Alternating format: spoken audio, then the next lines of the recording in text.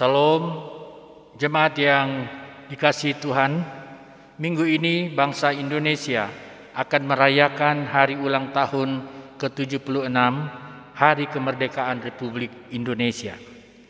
Sebagai anak bangsa, sudah sepantasnya kita bangga memiliki negeri yang indah, subur, di tengah keberagaman latar belakang budaya, ras, suku, bahasa, dan agama.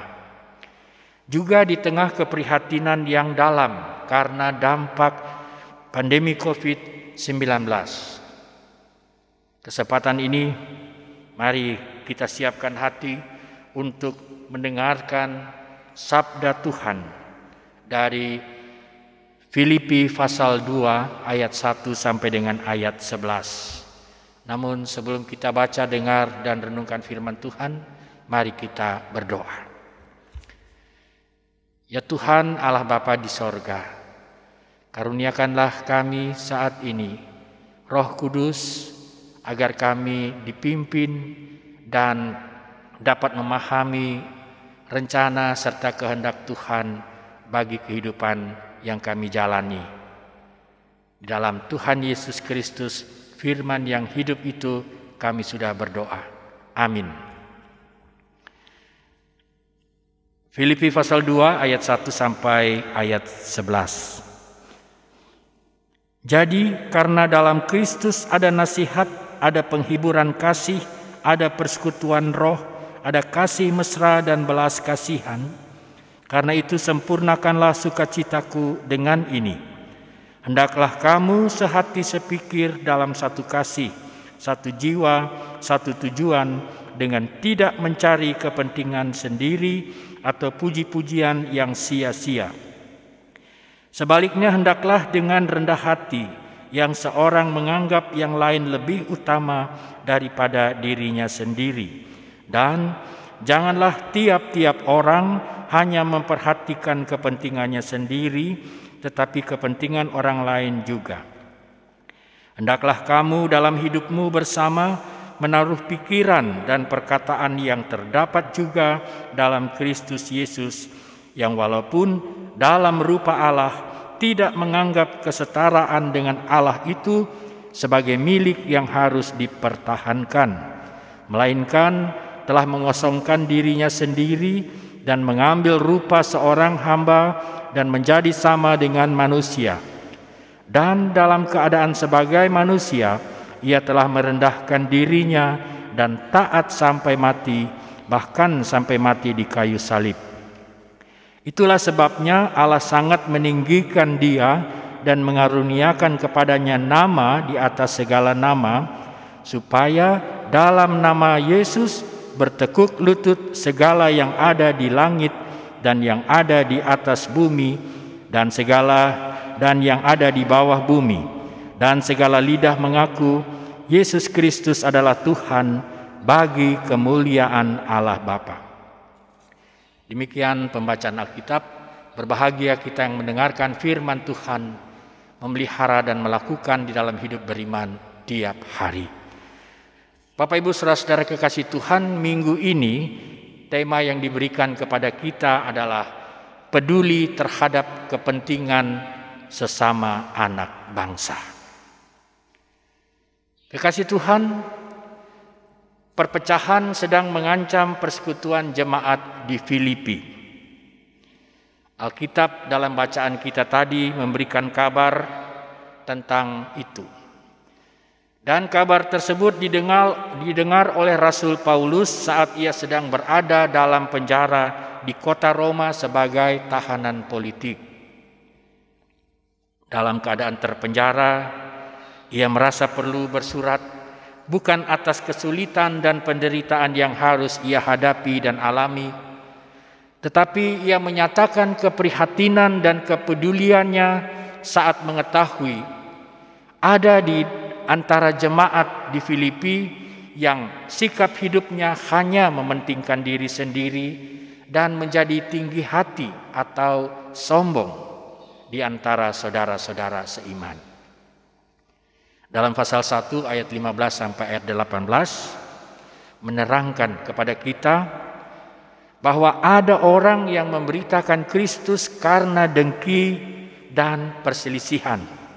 Tetapi ada juga yang memberitakannya dengan maksud baik.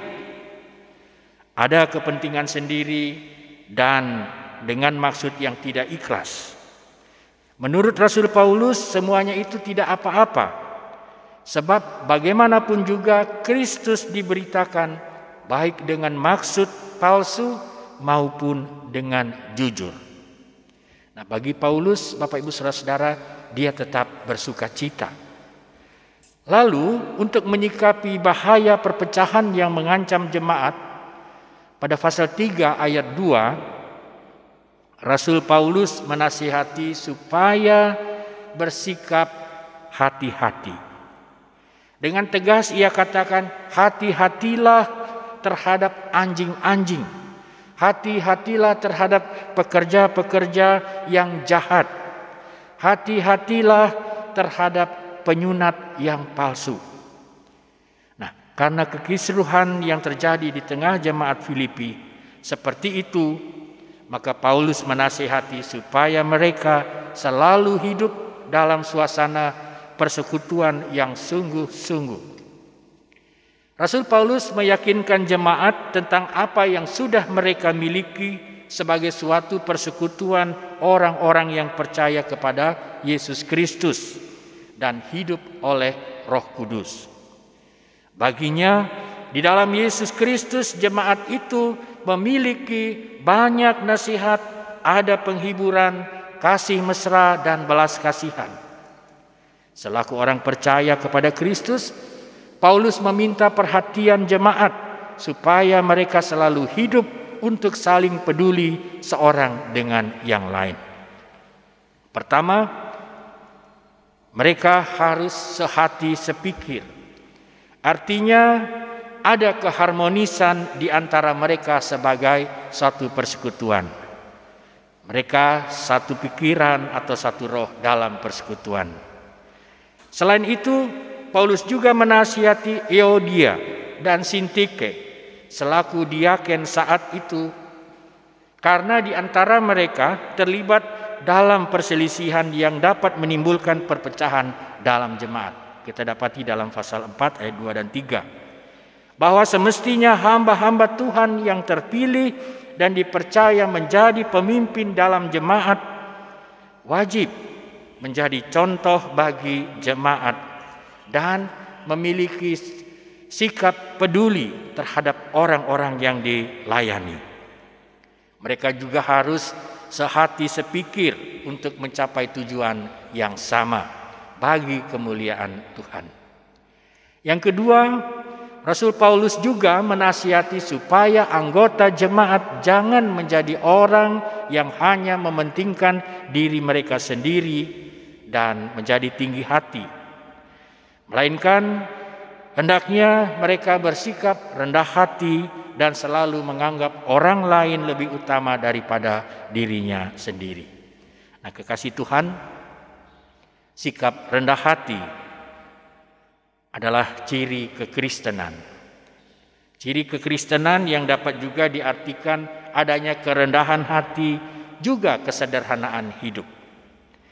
Rasul Paulus menggunakan istilah ini sebagai caranya untuk menasihati jemaat supaya memiliki kerendahan hati, lawan dari kata tinggi hati atau sombong, supaya di antara jemaat tidak ada yang merasa sombong dan mengabaikan orang lain.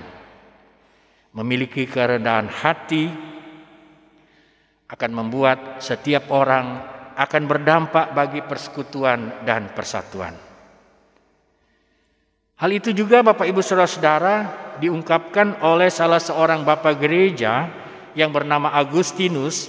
Katanya, jika engkau bertanya kepada saya, apakah hal yang utama dalam ajaran Kristen? Maka jawaban saya adalah 1, kerendahan hati. Yang kedua, jawaban saya adalah kerendahan hati.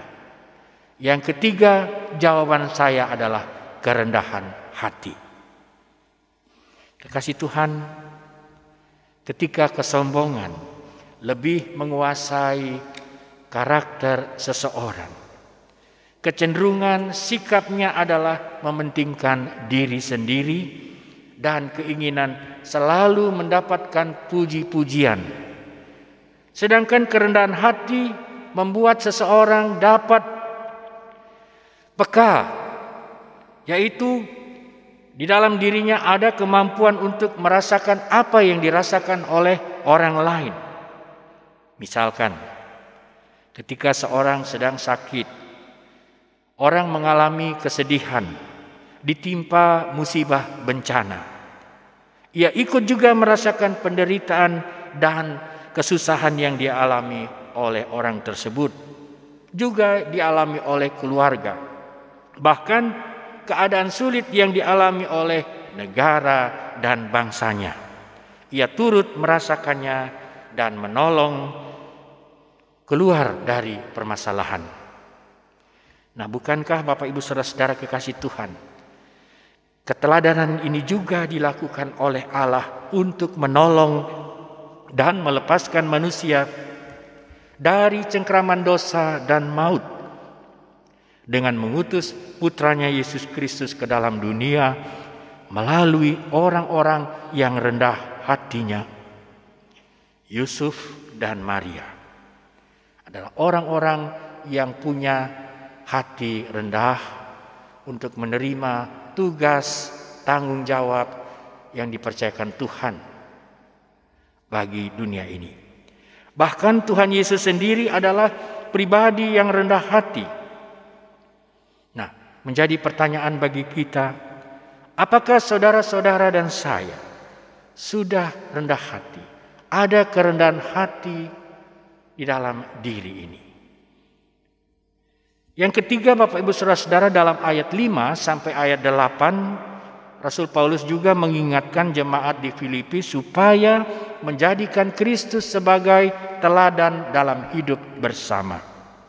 Ia menjelaskan bagaimana Yesus bersedia melepaskan hak-haknya demi menaati Allah dan melayani manusia secara total.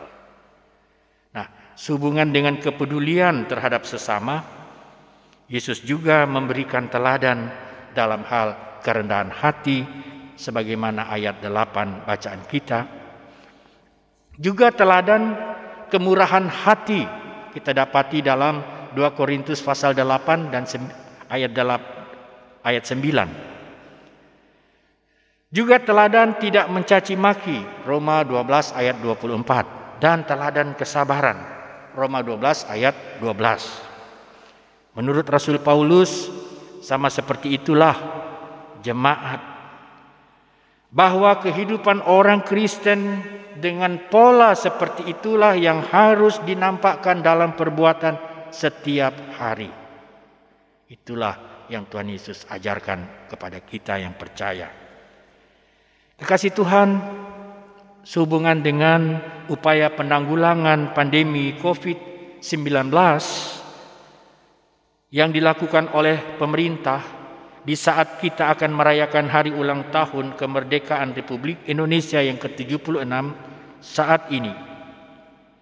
Sekilas balik dalam sejarah bangsa kita mengajarkan bahwa pada zaman perang kemerdekaan di mana penjajahan, di mana persenjataan dan sumber daya terbatas, tidak bisa menang, tapi bisa berhasil karena ada semangat gotong royong di antara sesama anak bangsa. Bekerja sama dan sama-sama bekerja menjadi kekuatan di dalam perang kemerdekaan, dan saat itu rakyat memberikan sumbangan berupa makanan sebagai bentuk dukungan bagi para pejuang. Tidak hanya makanan, diri mereka juga mereka persembahkan bagi bangsa dan negara. Itu artinya Bapak Ibu Saudara-saudara, tidak mungkin kita bisa seorang diri dalam menanggulangi permasalahan yang ada, terutama permasalahan bangsa dan negara di masa pandemi COVID ini. Harus ada keterlibatan setiap anak bangsa, harus ada rasa persaudaraan dan semangat serta tanggung jawab bersama untuk terlibat aktif dalam menyelesaikan berbagai persoalan bangsa dengan melakukan hal-hal yang sederhana.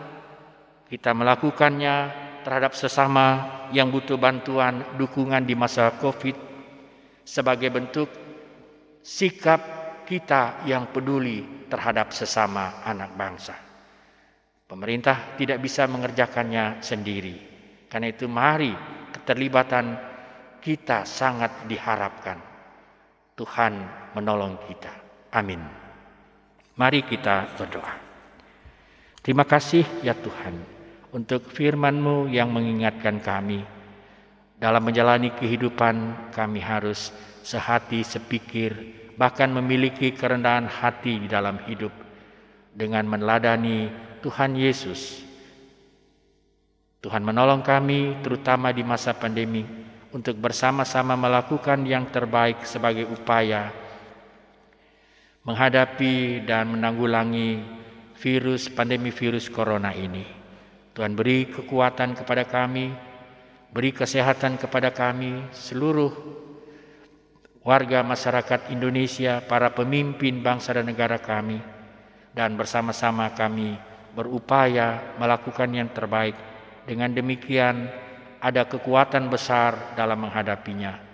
Dalam hal mengisi kemerdekaan bangsa dan negara kami di hari ulang tahun ke-76, biarlah di dalam diri kami tumbuh rasa persaudaraan itu, semangat yang kuat untuk melakukan yang terbaik.